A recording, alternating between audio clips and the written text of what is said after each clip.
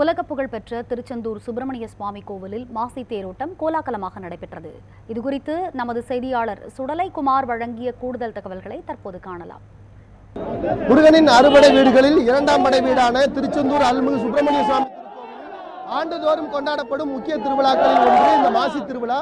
12 நாட்கள் நடைபெறக்கூடிய இந்த மாசி திருவிழாவின் சிகர நிகழ்ச்சியான தேரோட்டமானது நடைபெற்றுவதை நாம் நேரடி காட்சிகளாக பார்த்து வருகிறோம். இந்த ஆண்டுக்கான இந்த மாசி திருவிழா கடந்த 14ஆம் தேதி அன்று கொடியேற்றத்துடன் தொடங்கியது. தொடர்ந்து இந்த மாசி திருவிழாவின் முக்கிய நிகழ்ச்சியான சிகப்பு சாத்தி மற்றும் பச்சை சாத்தி கோலத்தில் சுவாமி சண்முகர் எழுந்தருளி பக்தர்களுக்கு காட்சியளித்திருந்தார். இந்த திருவிழாவுடைய சிகர நிகழ்ச்சியாக இன்றைய தினம் இந்த தேரோட்டமானது நடைபெற்று வருகிறது.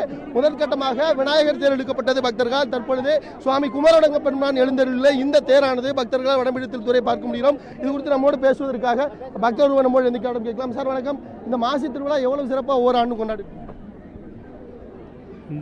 இந்த வருடம் 14/2 புதன்கிழமை அன்று கொடியேற்றத்துடன் சுப்பிரமணிய சாமி கோயில்களுடைய கொடியேற்று சிறப்பாக நடைபெற்றது.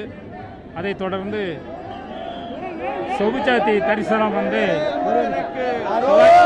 செவ்வாய்க்கிழமை காலையிலேயே உருசட்ட சேவையுடன் தொடங்கி பின் வெற்றிவேசபுரத்தில் சுவாமி வலம் வந்து ஏற்றத்தில் இது பண்ணிடுறாங்க. மாலை 4 மணிக்கு சோபுச்சாத்தி எழுந்திருத்தாகிறது. புதன்கிழமை என்று பச்சையாத்தி காலை 11 மணிக்கு அபிஷேகத்துக்கு பின் எழுந்திருத்தாகி சிறப்பாக நடைபெற்றுக் கொண்டிருக்கிறது. இன்று வெள்ளிக்கிழமை அலைவாயு பெருமாள் இன்று தற்பொழுது கீழரத வீதி முக்கியிலிருந்து புறப்பட்டு பக்தர்களுக்கு அருள் பாவித்துக் கொண்டிருக்கிறார். லட்சக்கணக்கான பக்தர்கள் கூடி இந்த தேரை இழுத்து சிறப்பாக நடத்தி கொண்டிருக்கிறார்கள். அவர்களுக்கு சுப்பிரமணிய சாமியுடைய அருள் கிடைக்குமாறு பிரார்த்திக்கிறேன், வேண்டுகிறேன். நன்றி, வணக்கம். நிச்சயமா அவர் கூறியது போன்று இந்த தேரோட்டமானது மிகவும் விமர்சையாக 12 நாட்கள் வெகு சிறப்பாக நடைபெற்று வருகிறது. முதற்கட்டமாக இன்று காலை விநாயகர் தேர் இழுக்கப்பட்டது. தற்பொழுது குமரடங்க பெருமான் எழுந்தருளிய தேரானது இழுக்கப்பட்டு வருகிறது. இதன் தொடர்ச்சியாக அம்பாள் தேர் இழுக்கப்படுகிறது.